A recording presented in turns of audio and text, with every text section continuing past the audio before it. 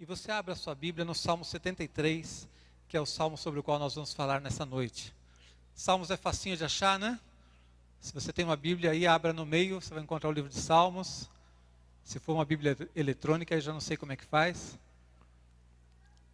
No meio da sua Bíblia você vai achar Salmos, e lá no Salmo 73 é o texto que nós vamos ler hoje. Vamos ler o Salmo inteiro, são 28 versículos, mas nós vamos ler o texto inteiro.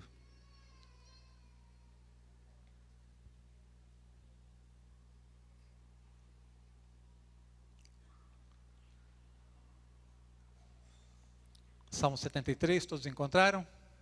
Amém? O texto diz assim: com efeito, Deus é bom para com Israel, para com os de coração limpo. Quanto a mim, porém, quase me resvalaram os pés. Pouco faltou para que se desviassem os meus passos. Pois eu invejava os arrogantes, ao ver a prosperidade dos perversos.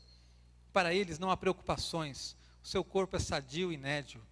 Não partilham das canseiras dos mortais, nem são afligidos como os outros homens. Daí a soberba que os cinge como um colar, e a violência que os envolve como um manto.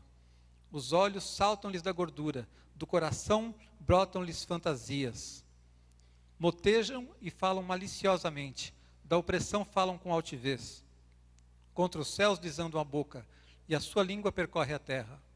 Por isso o seu povo se volta para eles, e os tem por fonte de que bebe a largos sorvos. E diz: como sabe Deus? Acaso há conhecimento no Altíssimo? Eis que são estes os ímpios, e sempre tranquilos aumentam as suas riquezas. Com efeito, inutilmente conservei puro o coração e lavei as mãos na inocência. Pois de contínuo sou afligido a cada manhã, castigado. Se eu pensara em falar tais palavras, já aí teria traído a geração dos teus filhos. Em só refletir para compreender isso, achei muito pesada a tarefa para mim, até que entrei no santuário de Deus e atinei com o fim deles. Tu certamente os pões em lugares escorregadios e os fazes cair na destruição, como ficam de súbito assolados, totalmente aniquilados de terror. Como ao sonho quando se acorda, assim, ó Senhor, ao despertares, desprezarás a imagem deles. Quando o coração se me amargou e as entranhas se me comoveram, eu estava embrutecido e ignorante, era como irracional a tua presença. Todavia, estou sempre contigo, tu me seguras pela minha mão direita. Tu me guias com o teu conselho e depois me recebes na glória. Quem mais tenho eu no céu? Não há outro em quem eu me compraza na terra. Ainda que a minha carne e o meu coração desfaleçam, Deus é a minha fortaleza, é a fortaleza do meu coração e a minha herança para sempre. Os que se afastam de ti, eis que perecem. Tu destróis todos os que são infiéis para contigo. Quanto a mim, bom é estar junto a Deus. No Senhor Deus ponho o meu refúgio para proclamar todos os seus feitos. Amém? Esse texto é muito conhecido, a princípio, por falar sobre a prosperidade dos maus. Mas, na verdade, o foco principal desse texto é a visão que nós temos a respeito disso. Então, eu quero falar com vocês nessa noite sobre a visão que nós temos, que tipo de visão nós temos, porque quando você tem uma visão correta, você vai estar protegido contra o desânimo. O texto nos mostra que o salmista, em um certo momento, ele começou a ficar amargurado, começou a ficar azedo, começou a ficar injuriado, numa linguagem mais popular, porque ele via o ímpio prosperando. E diante dessa prosperidade do ímpio e das lutas que ele passava, ele começou a ter o seu coração realmente transtornado. E a visão que nós temos então das coisas, a maneira como nós estamos encarando as coisas, é que vai determinar se nós vamos ser pessoas que vão ficar desanimadas diante dos problemas, que vão perder o ânimo com as coisas, ou se nós vamos estar firmados em Jesus e com o nosso coração guardado, protegido. Amém? Então, todos nós passamos por lutas desse tipo. A situação que ele descreve aqui é muito comum.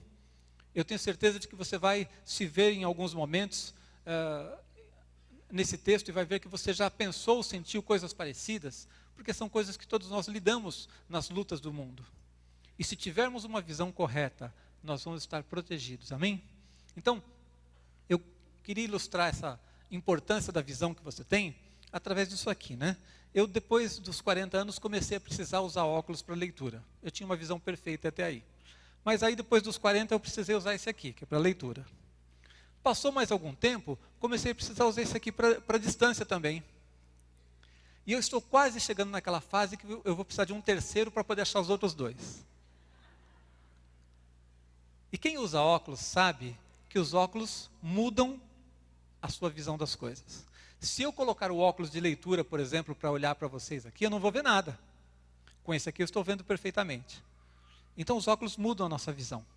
E o enfoque que você dá às coisas, a maneira como você encara as coisas, faz toda a diferença. O problema é um só, mas nós podemos olhá-lo de maneiras diferentes. E se nós estivermos olhando pelo enfoque de Deus, nós vamos ser abençoados. Amém? Certa vez nós estávamos lidando com um conflito que aconteceu, um problema de relacionamento entre duas pessoas, e eles não se entendiam lá, e uma dessas pessoas, para se defender, disse assim: olha, existe o ponto de vista da pessoa, existe a versão da pessoa, existe a minha versão, e existe a versão de Deus.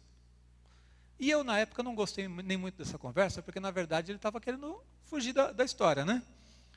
O ideal seria que nós tivéssemos somente a versão de Deus, porque a versão de Deus é a verdade, amém? Mas se nós estivermos olhando do ponto de vista nosso, do ponto de vista do mundo, se nós estivermos olhando do ponto de vista de Deus as coisas, se nós não soubermos a versão de Deus, que é a verdade, nós vamos ter confusão. E esse texto, embora ele não seja um texto sobre ânimo e encorajamento, ele vai trazer encorajamento na tua vida, sabe por quê? Quando você tem a visão correta, você vai ficar protegido. Seu coração, sua alma, sua mente estarão protegidos pela bênção do Senhor. Amém? Então eu quero falar com vocês nessa noite sobre os 3 tipos de visão que esse texto nos mostra. A primeira delas é a visão do ímpio, a visão do homem natural, a visão da pessoa sem Deus, que está ali do versículo 4, se você tiver com a sua Bíblia aí, do versículo 4 até o 12, onde ele começa a falar como os ímpios andam arrogantemente, sem se preocupar com nada, né? Ele vai descrevendo como eles são tranquilos, sempre acumulando riquezas e desprezando a Deus, desprezando as pessoas, tratando as pessoas de uma maneira arrogante, enfim. Então, esse texto vai mostrando para a gente que a pessoa que desconsidera Deus no seu caminho, ela abre espaço para uma série de pensamentos muito nocivos. E quando nós lemos esse texto, certamente você não deve se enquadrar nele. Você deve pensar assim: graças a Deus eu não sou assim. Mas eu quero fazer um alerta para você. Essa visão do ímpio, ela é muito perigosa.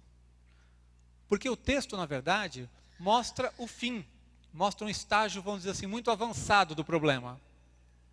Mas se você cometer o erro de tirar Deus do centro da sua vida, você vai estar nesse caminho. Então, ainda que você diga assim: não, eu não sou como uma pessoa assim que arrogante, que despreza os outros, eu não faço essas coisas todas. Mas se você tirar Jesus do centro da sua vida, você vai entrar por esse caminho. E ainda que você não esteja lá no fim, tão degenerado como as pessoas que o salmista fala, você pode estar no começo do caminho. E pode estar abrindo espaço para que sentimentos, pensamentos muito ruins, muito nocivos entrem na sua vida. Então, o principal em relação a isso é o fato de que a pessoa aqui é alguém que desconsidera Deus no seu caminho. E nós, muitas vezes, declaramos que amamos a Deus, declaramos que cremos no poder de Deus, mas podemos estar andando exatamente como o ímpio. Andando sem realmente colocar Deus nas nossas vidas. A pessoa vai no culto e vira as costas, sai daqui e diz: agora eu cuido da minha vida, e desconsidera Deus nos seus caminhos. Se você desconsiderar Deus nos seus caminhos, você vai estar nesse caminho aqui. Lá no livro de Provérbios, no capítulo 1, versículo 32, tem um texto que explica muito bem isso, quando ele diz assim: os nécios são mortos por seu desvio, e aos loucos a sua impressão de bem-estar os leva à perdição. A sua impressão de bem-estar, o cara está achando que está tudo bem. Ele não está se importando com a vontade de Deus, ele não se importa com a palavra de Deus, ele não coloca Deus no centro da sua vida, ele faz a sua própria vontade e ele está prosperando. Então essa prosperidade faz com que ele comece a achar que ele pode continuar assim, que ele pode fazer o que ele quiser e vai continuar impune e vai dar tudo certo para ele. E nesse caminho, então, a pessoa começa a progredir na maldade, a ir cada vez pior, né? Eu me lembro que houve um escândalo de corrupção aqui no país há algum tempo, no Congresso, e escândalos de corrupção, infelizmente, aparecem toda hora, né? Essa semana temos um bastante triste aqui, de grande volume aqui na prefeitura em São Paulo, que ficou conhecido. Mas naquele caso, um funcionário de carreira foi envolvido naquele ato de corrupção porque ele tinha habilidade, ele tinha o conhecimento técnico necessário para aquilo. E eu me lembro de ter lido, depois que aconteceu tudo, foi tudo noticiado, ele foi condenado, ele começou a contar que na verdade ele não foi sempre assim. Evidentemente houve uma corrupção já no coração dele porque ele cedeu aquilo. Mas ele disse que quando o dinheiro começou a entrar, e ele nunca tinha visto tanto dinheiro na vida, e o dinheiro não parava de entrar e cada vez entrava mais, ele começou a se corromper. Ele começou a fazer coisas que ele nunca tinha feito. Ele começou a se envolver com coisas que ele nunca tinha pensado. E foi entrando naquele caminho. Então o texto mostra aqui esse tipo de coisa. Quando nós estamos prosperando e fazendo mal, nós podemos cair nesse engano de pensar que não há problema. E o ímpio, então, quando ele dá espaço a isso no coração dele, vamos ver algumas coisas que acontecem. Em primeiro lugar, o texto mostra no versículo 6, a soberba, quando diz assim: daí a soberba que os cinge como um colar, e a violência que os envolve como um manto. Você sabe o que é um colar? Para que serve um colar? É um adorno, não é isso? Quando uma pessoa está usando um colar bonito, a primeira coisa que você vai ver quando ela aparece, você vê o adorno, você vê o colar. Ele é feito para ser visto, não é isso? Você vê o que o texto está dizendo? Que a pessoa se cinge de um colar de soberba, ou seja, assim como você vê uma pessoa entrando e você nota logo aquele belo colar, as pessoas são tão soberbas, tão cheias de arrogância, que você olha para ela e já vê a soberba do coração dela. Você não precisa de 10 anos conhecendo a pessoa. Você olha para ela e do mesmo jeito que você logo vê o adorno, você já percebe a soberba no coração da pessoa, nos gestos, na expressão do rosto dela. De tão cheio que está o coração dela de soberba. Além da soberba, o texto fala da futilidade, quando diz lá no versículo 7, os olhos saltam-lhes da gordura, do coração brotam-lhes fantasias. A pessoa não tem o que fazer, está prosperando, fazendo o mal, e começa a imaginar, maquinar cada vez mais maneiras de fazer o mal, cada vez mais maneiras divertidas de gastar o seu dinheiro, e começa a inclinar o seu coração para todo tipo de futilidade. Desejos perversos, o versículo 7 e o versículo 8 diz assim: motejam e falam maliciosamente, da opressão falam com altivez. Sabe aquela pessoa que faz o mal e ainda se orgulha do mal que faz? Gosta de estar com outras pessoas que pensam do mesmo jeito e tem aquele prazer de contar das coisas ruins, das coisas erradas que está fazendo? Falam maliciosamente dessas coisas. Depois nós vemos no versículo 9 que essas pessoas, além do desrespeito, da zombaria que tem com os outros, podem chegar ao ponto de blasfemar contra Deus. O versículo 9 diz assim: contra os céus desandam a boca, e a sua língua percorre a terra. Contra os céus desandam a boca. Então a pessoa chega a um nível tal de corrupção que nem mesmo a Deus ela respeita. Agora, como eu falei, você está vendo aqui o retrato final de como esse caminho chega a um nível de corrupção extremo. E talvez nenhum de nós aqui se veja dessa maneira, mas pode ser que em algum momento da sua vida você tenha sido assim. E pode ser que nós, se cometermos o erro primordial, que é desconsiderar a Deus na nossa vida, nós comecemos a alimentar coisas desse tipo. Então é preciso guardar o seu coração, para que você nunca entre em um caminho tão triste, tão terrível. Há um texto no livro de Romanos que descreve muito bem como é que isso acontece. Romanos 1, 21 e 22 diz assim: por não se importarem de ter conhecimento de Deus, são entregues a sentimentos perversos. O livro de Romanos diz que essas pessoas, elas vão caminhando assim de mal a pior, porque Deus as abandona a esses sentimentos. Elas não fizeram caso de conhecer a Deus, não se importaram de ter conhecimento de Deus, desprezaram a Deus nos seus caminhos. E quando a pessoa toma essa decisão e vira as costas para Deus, ela entra então num caminho que ela vai estar cada vez mais distante da vontade de Deus. É um caminho triste, é um caminho terrível, é um caminho que tem graves consequências. O próprio salmista percebeu em um dado momento como aquelas pessoas viviam uma vida que realmente não valia a pena. Ele diz a partir do versículo 18: Tu certamente os pões em lugares escorregadios e os fazes cair na destruição, como ficam de súbito assolados, totalmente aniquilados de terror, como ao sonho, quando se acorda, assim, ó Senhor, ao despertares, desprezarás a imagem deles. Sabe quando você acorda e você sabe que você teve um sonho? Só que você não consegue lembrar? Não é estranho? A gente lembra que sonhou, você acabou de sonhar, mas você acordou e não se lembra do sonho? Está dizendo que Deus vai fazer assim com essas pessoas. Simplesmente esquecê-las, abandoná-las. Porque seguiram um caminho de corrupção, um caminho de destruição, um caminho que não fizeram questão de conhecer a Deus, não fizeram caso de Deus e começaram a abrir espaço na sua vida para todo tipo de malignidade, de pensamento ruim, de malícia, de maldade, passaram a desrespeitar e falar arrogantemente contra as pessoas e chegaram ao ponto de blasfemar contra Deus. Então o ímpio que segue esse caminho nunca devia ser invejado. Mas o salmista teve inveja deles. O salmista teve um momento em que ele viu essa gente arrogante, essa gente com todo esse tipo de maldade, prosperando, e ele teve inveja no seu coração. Ele pensou assim: puxa, eu estou aqui numa dureza, estou passando uma luta terrível aqui, e esses caras fazendo mal e prosperando. E ele começou a ficar amargo. E aqui eu quero entrar então com você, para falar sobre o segundo tipo de visão que o texto nos mostra. O primeiro foi a visão do ímpio. Essa visão da pessoa que não considera Deus nos seus caminhos, mas está prosperando. Tem essa falsa sensação de bem-estar, que tudo vai dar certo, e ele vai seguindo ladeira abaixo nesse rumo de degradação na sua vida. Mas o segundo tipo de visão que o texto nos mostra, e esse aqui é especialmente importante para nós, porque é um perigo que nós corremos, é o do crente que tem uma visão natural. A pessoa que busca Deus, mas não permitiu que a sua visão fosse mudada e começa a olhar para as coisas com uma visão natural. Então vamos falar sobre isso, para que você possa perceber essa armadilha e nunca cair nela, amém? O que é que o texto diz? Ele diz assim: eu invejava essa prosperidade dos maus. Eu comecei a ter o meu coração amargurado.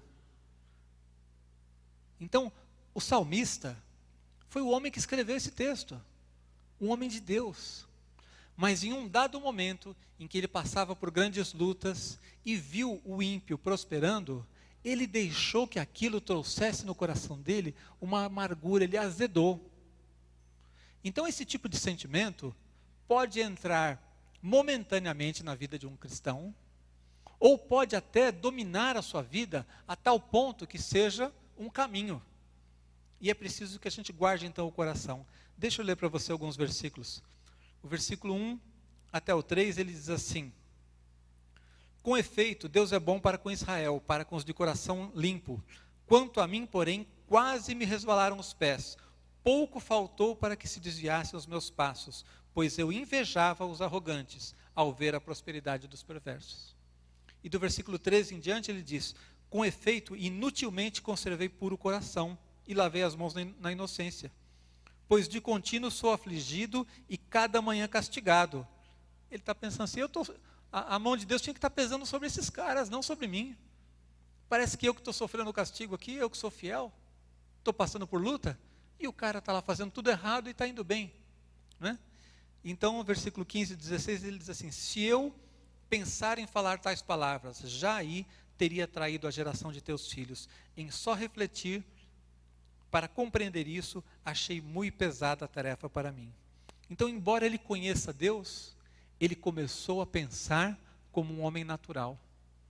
Ele era um homem de Deus, era um servo de Deus, mas em vez de olhar sob os olhos de Deus, em vez de conhecer a versão de Deus, como nós falamos no começo, ele começou a olhar para as coisas naturais.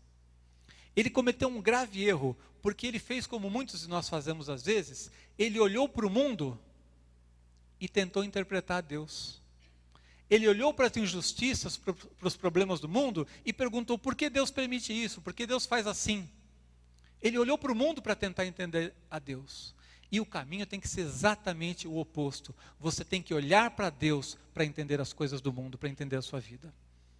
Você tem que olhar para Deus e pelos olhos de Deus, pela visão de Deus, pela visão espiritual, então, compreender como é que as coisas estão acontecendo. Agora, quando a gente olha para o mundo, olha para as circunstâncias, olha para as dificuldades, para os problemas que a gente está passando, para as injustiças que acontecem no mundo, para as coisas desagradáveis que eventualmente acontecem na nossa vida, e a gente fica tentando entender a Deus, a gente fica confuso.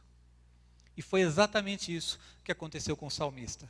Um homem que tinha o conhecimento de Deus, mas estava com a sua mente, naquele momento, impregnada pela impressão que ele teve do mundo, por ver a prosperidade dos ímpios. O apóstolo Paulo, ele disse lá em 1 Coríntios 3, versículos 1 e 2: eu, porém, irmãos, não vos pude falar como a espirituais, e sim como a carnais, como a crianças em Cristo. Leite vos dei a beber, não vos dei alimento sólido, porque ainda não podíeis suportá-lo, nem ainda agora podeis, porque ainda sois carnais. O que é que isso está dizendo para a gente? Você pode ser um servo de Deus. Você entregou sua vida para Deus, você foi salvo, perdoado por Jesus. Você é parte da família de Deus, mas se você não guardar o teu coração, se você não alimentar a tua mente, se você não buscar o crescimento espiritual, se você não estiver crescendo, você vai ser menino na fé, menino em Cristo. E Paulo dá uma bronca nos Coríntios, ele fala: olha, eu tenho que falar com vocês do jeito que eu converso com gente carnal, porque se eu falar como gente espiritual, vocês não vão me entender. Porque vocês não chegaram nesse nível ainda. Vocês não compreendem as coisas espirituais. Vocês pensam igualzinho a gente do mundo. E esse é um risco muito sério para nós.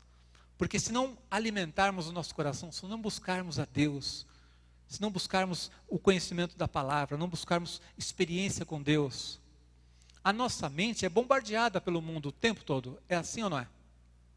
Nós não vivemos isolados numa caixa, protegidos. Nós vivemos no mundo, em contato com as pessoas do mundo. Você liga a TV, o celular, o tablet, o computador, você está recebendo influências do mundo. Você trabalha no ambiente do mundo, de pessoas e de pensamentos e de formas de ver a vida contrários à vontade de Deus, de gente que não tem conhecimento de Deus. Mas você precisa estar forte, preparado, com a tua mente, conhecendo a Deus, conhecendo a palavra de Deus, conhecendo a Deus através de uma experiência pessoal com Ele de oração. E aí você vai estar protegido contra isso, amém? Deixa eu mostrar para vocês quantas coisas ruins acontecem, os resultados desse tipo de visão. Quando uma pessoa, ainda que cristã, permite que o seu pensamento, a sua mente sejam contaminados e ele fica amargurado, como aconteceu aqui. Em primeiro lugar, o texto mostra para a gente que ele começou a ter um processo de confusão e de desmotivação. Veja que no versículo 16 ele diz assim: em só refletir para compreender isso, achei muito pesada a tarefa para mim. Ele começou a olhar para tanta injustiça, olhar para os maus prosperando, olhar para os problemas dele, e sabe que ele chegou à conclusão? Ele falou assim: eu estou cansado só de pensar nisso. Só de pensar nisso eu achei uma tarefa muito pesada. Eu não estou entendendo nada. Eu estou confuso. Eu não sei por que Deus faz isso. Eu não sei por que o mundo é assim. Eu não sei por que essas coisas estão acontecendo. Eu não sei por que eu estou passando por lutas e dificuldades e uma pessoa ímpia está prosperando. Ele começou a ficar confuso diante de tudo isso. Além da confusão, o versículo 13 mostra para a gente que ele, diante disso, dessa desmotivação, ele passou a desvalorizar a santidade. Ele começou a achar que não valia a pena ser fiel a Deus. Veja que diz o versículo 13. Com efeito, inutilmente conservei puro o coração e lavei as mãos na inocência. Ele está dizendo assim, não vale a pena. Eu estou aqui me esforçando para ser fiel a Deus, estou me esforçando para ter um comportamento correto, e o outro está fazendo as coisas erradas e está prosperando. Eu estou guardando minha vida, estou procurando ter princípios éticos, morais na minha vida, e o outro está saindo lá, caindo na gandaia, se divertindo, e está tudo bem com ele. De que vale então eu servir a Deus? Foi isso que ele começou a pensar. Ele começou a desvalorizar a santidade, dizer assim, não vale a pena ser fiel a Deus. Eu estou lutando aqui para ser fiel a Deus, e vejo o outro se dando bem, e eu estou passando por lutas. O que é que está acontecendo? O próximo sentimento ruim que entrou no coração dele foi o de injustiça. Quando ele diz isso, do versículo 13, quando ele diz que não vale a pena ele servir a Deus, ele diz, com efeito, inutilmente conservei o coração puro, ele está dizendo assim, Deus não foi justo comigo. Eu estou sendo sério, estou sendo honesto, estou fazendo as coisas certas e eu estou sofrendo? Não é justo o que está acontecendo comigo. Se eu estivesse lá no mundão, se eu estivesse aprontando, está certo, mas eu estou fazendo a coisa certa e estou sofrendo? Deus não está sendo justo. Olha onde chegou o pensamento dele. Olha onde chegou o coração dele. E agora eu vou perguntar para vocês. Vocês estão tudo quietinho aí pensando, é verdade, eu já pensei assim também algum dia. Aconteceu na tua vida um momento em que você se sentiu injustiçado, em que você se sentiu confuso diante das dificuldades, dizendo assim, o que está acontecendo? Quanto mais eu rezo, mais assombração aparece. Nunca aconteceu com você? Você vendo às vezes uma pessoa prosperando, fazendo as coisas erradas, e você foi fiel a Deus, e as coisas apertaram para o seu lado? Tanta dificuldade para lutar, para ganhar o dinheiro, para sendo honesto, fazer as coisas direito, e você vê 4 picaretas desviando 500 milhões da Prefeitura de São Paulo. E aí a pessoa chega até a ser tentada a dizer assim, olha, não vale a pena eu ser fiel, não vale a pena eu ser tão rigoroso, me esforçar tanto para fazer as coisas direito. Ou talvez você não chegue a esse ponto, mas fique magoado, fique de birra com Deus. Deus, o Senhor não fez o que eu esperava. Eu achei que se eu fosse tão fiel, eu estou indo na igreja, eu estou fazendo as coisas direitinho e estou tendo problema, o que está acontecendo? Eu esperava que em troca o Senhor me desse um pouco de sossego, um pouco de tranquilidade, né? Eu esperava prosperar um pouco mais, e as coisas estão difíceis, o que é que está acontecendo? Esse foi o sentimento que entrou no coração do salmista no momento em que ele andou com uma visão natural. Mas ele seguiu adiante. Ele conta ainda no versículo 21 que ele chegou a ficar amargurado. Ele diz assim, quando o coração se me amargou, as entranhas se me comoveram. Ele ficou amargo por dentro. Não foi um pensamento que passou rápido pela mente dele assim, puxa Deus, o que está acontecendo? Não foi isso. Foi algo que ele alimentou. E quando alimentou, aquilo foi azedando o coração dele. O cara ficou azedo, ficou amargo. Ele ficou intragável. Ficou uma pessoa pessimista, ficou uma pessoa que não conseguia mais ver Deus nas coisas. Crítico, chato, amargo. Foi isso que aconteceu com ele. Porque ele permitiu que aquele sentimento, aquele pensamento, não somente passasse, mas continuasse na mente dele. E quando continua na sua mente, ele começa a ser não somente um pensamento momentâneo, mas a visão que você tem das coisas. A visão que ele estava tendo da vida era uma visão em que ele estava permitindo essa amargura.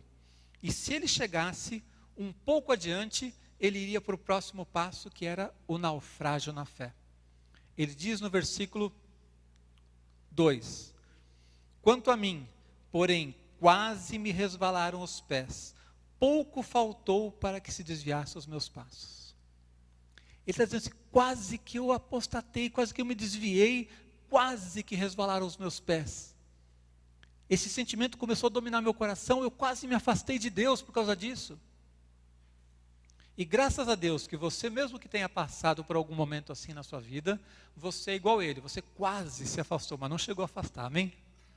Porque você está aqui.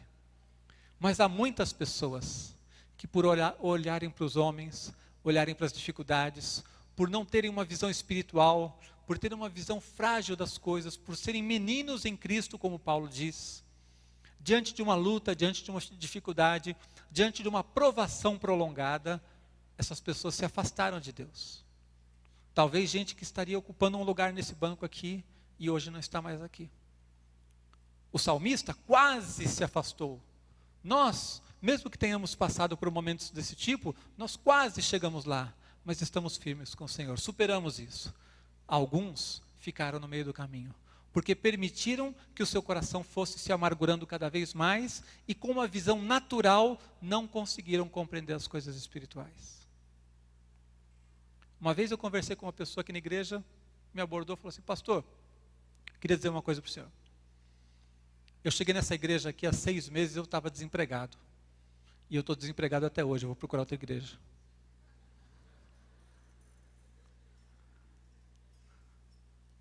Que visão pobre, medíocre, carnal. Ele devia ter procurado uma agência de emprego. Daria mais certo do que buscar Deus com uma motivação tão tortuosa, né? É lógico que a gente busca Deus no momento da dificuldade, né? E muitos de nós viemos para Deus num momento de dificuldade na nossa vida. Mas quando você busca Deus e conhece o Evangelho, quando você conhece o amor de Jesus, a misericórdia de Jesus, o que Jesus fez por você na cruz, não tem como a gente não se apaixonar por Jesus. E o que faz a gente ficar no caminho com Deus, o que faz a gente ter prazer, alegria em vir à igreja, não é porque a gente está buscando um emprego, é porque a gente tem amor a Deus. E porque a gente foi conquistado pelo amor de Jesus, amém? Então, se você anda com uma visão carnal, você pode dar espaço a todo tipo de confusão na tua vida. Existem muitas situações em que nós percebemos que as pessoas estão com uma visão carnal. Por exemplo, quando você passa por uma provação. Todo mundo aqui sabe o que é uma provação? Provação é quando Deus permite ou envia uma determinada dificuldade para você enfrentar. E aquele problema que você está passando é algo que está no controle de Deus. Deus está permitindo para que você vença, para que você seja treinado no seu caráter, aprimorado no seu caráter, para que a sua fé cresça, você seja fortalecido e depois de passar por aquela provação, você é aprovado. São testes que nós precisamos passar na nossa vida. E a pessoa está passando por uma provação e ela começa a murmurar, reclamar com Deus, começa a achar que Deus não a ama mais. Por que Deus me abandonou? Por que Deus está deixando eu passar por isso? E fica nesse estágio de confusão. Outra situação que evidencia uma visão carnal é quando a pessoa está passando por um ataque do diabo, em vez de discernir que é um ataque do diabo e revidar, e orar, e exercer sua fé para vencer aquilo, ela fica debaixo daquela opressão. E aceita aquilo. Ou então, atribui a Deus: Deus, por que o Senhor está fazendo isso comigo? Deus não está fazendo nada, é o diabo que está atacando ela. E em vez dela tomar uma posição de fé, ela fica aceitando aquilo e muitas vezes questionando a Deus. Tudo isso, visão natural, visão carnal, que não consegue discernir o que está acontecendo, e por não discernir o que está acontecendo, a pessoa vai por caminhos errados. Se você interpretou errado o problema, a solução que você vai procurar vai ser errada. É muito difícil alguém entender errado o problema e na hora de tomar uma decisão certa. E aí, quanto mais a pessoa toma decisões erradas e se enrola mais, fica mais difícil ela entender as coisas. Então, há uma série de situações desse tipo, especialmente essas que trazem conflito, que mostram que a gente está com uma visão natural, uma visão carnal. Então, a visão do ímpio, ela é terrível e perigosíssima, porque a pessoa está num caminho de destruição e não sabe. Ela tem aquela falsa sensação de bem-estar. A visão do cristão com uma visão carnal, se ela não é tão ruim, ela é muito triste também, porque é uma visão em que a pessoa, podendo conhecer a Deus, tendo acesso às realidades espirituais, em vez de desfrutar da bênção de Deus, em vez de desfrutar da paz do Senhor, em vez de estar sendo guiado pelo Senhor, ele está lá todo confuso, perdendo o seu tempo, perdendo a oportunidade de experimentar a provisão de Deus naquele momento que ela mais precisa. É alguém que conhece a Deus, deveria conhecer a versão de Deus das coisas, a verdade, mas se perde no meio de confusões, porque nunca, de fato, alimentou a sua mente com a verdade. É menino em Cristo e por ser menino é arrastado de um lado para o outro. Mas graças a Deus, você vai sorrir ainda nessa palavra, porque tem uma terceira visão, amém? Existe uma outra maneira de se ver as coisas, que não é a maneira do ímpio, e não é a maneira de alguém que está andando na carne, tendo uma visão carnal, uma visão natural. Existe uma visão espiritual, amém? Deixa eu ler para vocês e mostrar aqui onde é que as coisas mudaram.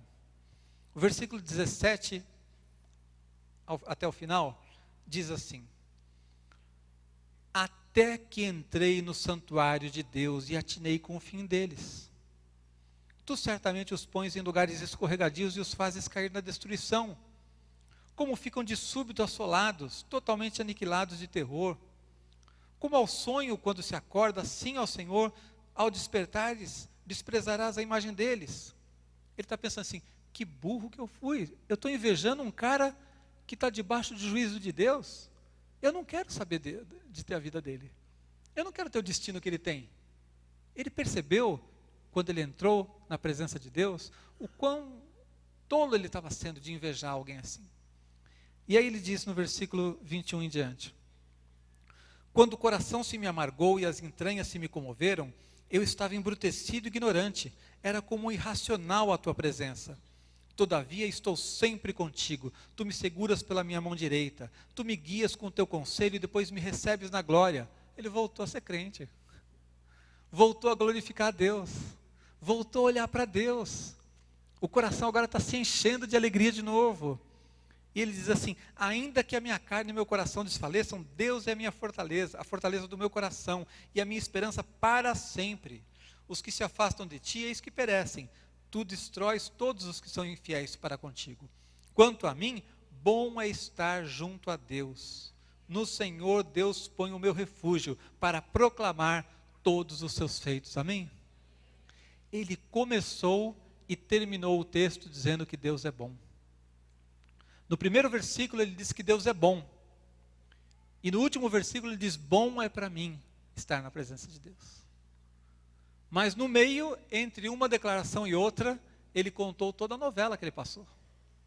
Toda a crise, a luta que ele passou por ter tirado os olhos de Deus, tirado os olhos da bondade de Deus e deixado que o seu coração se contaminasse. Mas quando ele vai narrar isso aqui, ele já passou por tudo. E ele começa e termina dizendo que Deus é bom. Amém? Você pode dizer isso? Deus é bom. Deus sempre é bom. Amém. Deus é bom quando você está passando por lutas. Deus é bom nas provações mais duras que você já passou na vida. Deus é bom quando você é injustiçado pelas pessoas. Deus é bom quando o ímpio prospera e você ainda está num momento de luta, de dificuldade na tua vida. Deus é bom quando você prospera e não precisa se afastar dele, se ensoberbecer, mas continua com o seu coração guardado no Senhor. Amém? Então o texto mostra para a gente uma mudança radical na vida dele. E onde foi essa mudança? Tem um versículo aí. Você notou? Até que entrei no santuário do Senhor e atinei com o fim deles. O salmista entrou no santuário. E naquela época os templos, eles eram muito mais suntuosos. Eles espelhavam a eternidade. Eles eram, a própria construção tinha o objetivo de mostrar a grandiosidade de Deus. Era algo solene. Não era como a gente tem hoje aqui, um galpão, uma construção comum, né? Ele entrou no santuário e ele sabia que naquele tempo era no santuário que Deus manifestava a sua glória. O texto diz então que quando ele entrou no santuário, ele contemplou a realidade espiritual, toda aquela visão natural dele se foi. Ele estava invejando o ímpio, estava amargo, não sei o que. Quando ele entrou no santuário, ele falou assim: Deus, o Senhor é eterno, eu tenho vida eterna, eu vou estar sempre contigo. Esses ímpios que desprezam o Senhor, eles vão sofrer terrivelmente. Eu não quero invejar mais alguém assim. Eu não invejo mais uma pessoa ímpia que está prosperando. Ele começou a contemplar as realidades espirituais e a visão espiritual mudou o coração dele. A visão das coisas espirituais trouxe essa mudança tremenda. Veja como ele mudou. Ele começou a olhar para o caráter de Deus. Ele diz: Deus é bom. Antes, ele estava olhando para as pessoas, para os ímpios que prosperavam, para as injustiças. Quando ele tirou o olho das pessoas e colocou os seus olhos em Deus e disse, Deus é bom, o coração dele mudou. Ele começou a olhar para o caráter de Deus e não para as coisas que estavam passando. Ele começou a perceber os resultados eternos das coisas que as pessoas fazem aqui. Enquanto ele olhou para os resultados momentâneos, ele viu a prosperidade só, colocou seu olhar no dinheiro. Mas quando ele colocou seu olhar na eternidade, ele começou a ver as coisas de uma maneira diferente. E aí a visão dele foi se transformando, foi mudando, ele foi saindo daquela situação. Ele começou a olhar para a proteção de Deus. Antes ele estava se sentindo abandonado, não era isso? Agora ele diz assim, tu me seguras pela minha mão direita. A mão direita é sinal de força. Deus te protege, Deus te segura em todos os momentos. Ele está te tomando pela mão, mesmo naqueles momentos em que você não está enxergando nada, naqueles momentos em que você pensa que Deus te abandonou, que Deus não está com você, Ele está te segurando pela mão, amém? Você pode louvar a Deus por isso? Exaltar o nome de Jesus? Deus é bom e é presente em todos os momentos da nossa vida. Nós, na nossa fraqueza, da nossa visão, não conseguimos ver a Deus em todos os momentos. Nós não vemos tudo que Deus está fazendo. Existem livramentos que Deus já te deu que você nem soube. Alguns Ele permite que você saiba para que você o glorifique, mas tem livramentos que você nem soube. A gente vai ter cada surpresa lá no céu. Coisas que Deus vai mostrar para a gente que a gente nem notou a bênção de Deus, a presença de Deus nas nossas vidas, e Ele estava ali guardando a tua vida. Então o salmista começou a olhar para essas coisas. E quando ele tem essa visão, então, veja o resultado. Agora, segurança. Tu me tomas pela mão direita. O Senhor está segurando a minha mão. Agora, ele tem certeza de que vale a pena servir a Deus aqui, porque ele é abençoado nessa vida e no futuro. Ele diz no versículo 24, tu me guias com teu conselho e me recebes na glória. Vale a pena aqui, porque aqui eu já sou abençoado, tu me guias com teu conselho. E além de ser abençoado aqui, eu ainda sou abençoado na eternidade, porque depois tu me recebes na glória. Eu tenho certeza da bênção de Deus para essa vida e da bênção de Deus na vida eterna. Agora a visão é outra. Antes ele era um coitadinho, desamparado, estava olhando para os problemas que estavam acontecendo nesse mundo. Agora ele sabe, tu me guias com teu conselho e me recebes na glória. Depois, ele mostra que o coração dele agora está fortalecido. O versículo 26, ele diz assim, ainda que a minha carne e o meu coração desfaleçam, Deus é a fortaleza do meu coração e a minha herança para sempre. Na minha carne eu posso até passar por fraquezas. Meu coração pode até desfalecer, mas Deus é a fortaleza do meu coração. Agora ele sabe que ele pode contar com Deus. Em vez de estar entristecido, agora ele tem alegria. O versículo 28 ele diz assim, bom é estar junto a Deus. Bom é estar junto a Deus. É uma declaração de louvor, de alegria. Não está mais azedo, gente. Não está mais amargo. Agora está docinho. Porque está olhando para Deus. Antes, ele tinha murmuração, reclamação. Estava insatisfeito com Deus. Agora, ele está louvando e exaltando. Está proclamando a bondade de Deus. E essa experiência dele se tornou um salmo, parte da palavra de Deus, que edifica nossas vidas e exalta o nome de Deus até hoje. Amém? Porque um dia, esse homem entrou no santuário. Agora eu vou perguntar para vocês, como é que a gente faz então? Temos que entrar aqui no templo no domingo? É isso que vai mudar a nossa vida? Não. No Novo Testamento, depois da morte e ressurreição de Jesus, depois que Jesus enviou o seu Espírito para habitar em nós, agora eu não dependo mais do templo. Deus não se manifesta no templo. Eu sou o templo do Espírito, amém? O Espírito de Deus habita em nós. Então, para ele, foi necessário entrar no templo para contemplar a glória de Deus. Como é que eu faço para contemplar a glória de Deus? Para que a minha visão seja mudada, para que eu seja transformado, para que toda essa visão carnal caia por terra, para que todos esses sentimentos ruins de amargura caiam por terra. Experiência com Deus. Ande com Deus. Você não depende de lugar nem tempo, não precisa marcar hora, não é só no domingo às 19 horas que você marca um encontro com Deus. Você busca a Deus todos os dias, todas as horas, em qualquer lugar que você quiser. O Espírito de Deus habita em você, amém? Você pode dobrar o seu joelho, você pode estar andando na rua, você pode estar deitado na sua cama, você ora e fala com Deus, e o Espírito de Deus te ouve e fala contigo. Experiências com Deus é o que nós precisamos.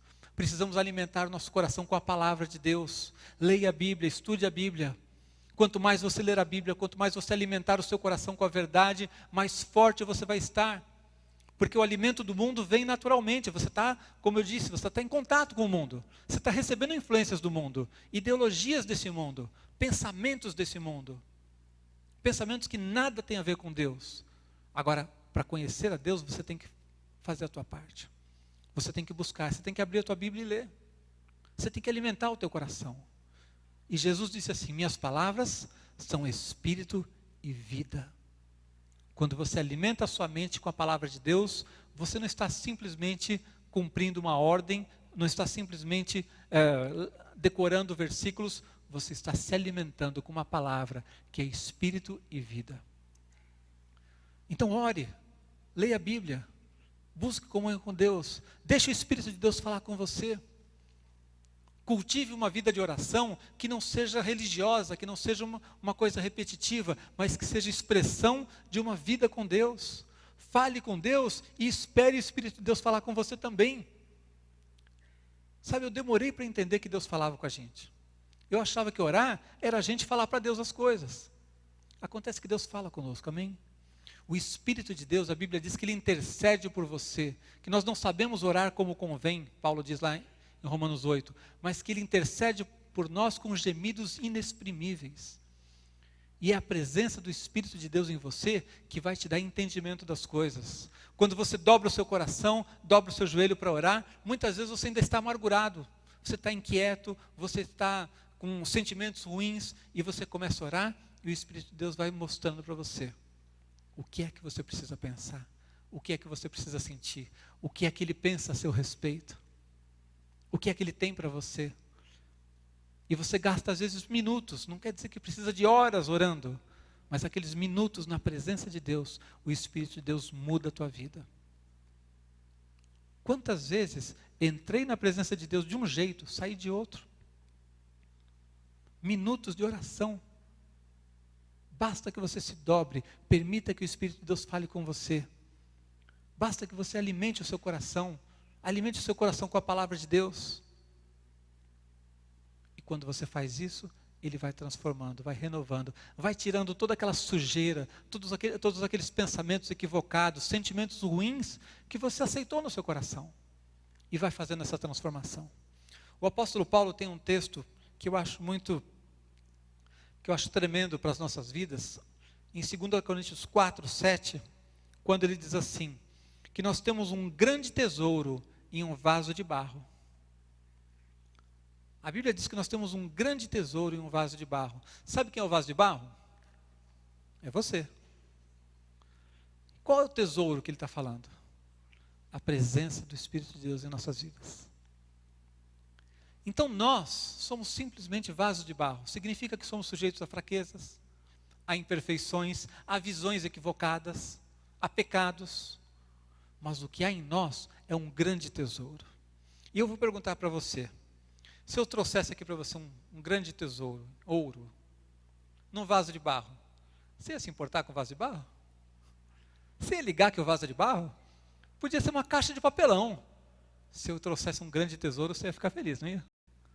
Ou seja, o tesouro é o que valoriza esse presente. O vaso de barro tanto faz. Nós somos vasos de barro.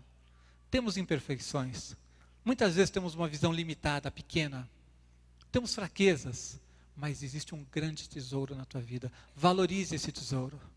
Valorize a bênção de Deus na sua vida. Valorize a presença do Espírito Santo na tua vida e alimente a sua comunhão com Deus diariamente. Busque a Deus, edifique a sua vida. Não ande como um menino em Cristo, como Paulo disse, mas seja alguém maduro, alguém espiritual. Não seja uma pessoa carnal, uma pessoa que não consegue discernir as coisas, porque se nós andarmos como carnais, vamos estar perdendo grande parte da bênção que Deus tem para nós nesse mundo. Se nós andarmos como pessoas espirituais, se nós entendermos esse grande tesouro que temos na nossa vida, nós vamos ser protegidos contra esse desânimo, contra essa confusão, contra esses pensamentos ruins que vêm na nossa mente, contra essa sujeira que o diabo tenta jogar na sua vida. Só precisamos fazer a nossa parte de buscar a Deus, para que estejamos na presença dEle. O salmista mudou quando entrou no templo e contemplou a realidade espiritual. Você pode hoje contemplar a Deus. Você pode hoje reconhecer a glória de Deus, a misericórdia de Deus sobre a tua vida e ter o seu coração mudado. Se no seu coração, diante das lutas, e eu sei que todo mundo aqui passa por lutas, a vida não é fácil para ninguém. Se diante das lutas você ficou em algum momento magoado, ressentido, seu coração se amargurou, azedou, hoje você pode se livrar disso tudo. Pode olhar para Jesus e dizer assim: Deus, muito obrigado. Muito obrigado porque o Senhor é bom. O primeiro e último versículo diz que Deus é bom. Deus é bom. Obrigado, Senhor. Obrigado porque o Senhor me toma pela mão. Me perdoa por ter uma visão carnal, por diante das dificuldades murmurar em vez de louvar. Me perdoa pela minha fraqueza, mas hoje eu quero sair daqui com uma visão espiritual. Amém?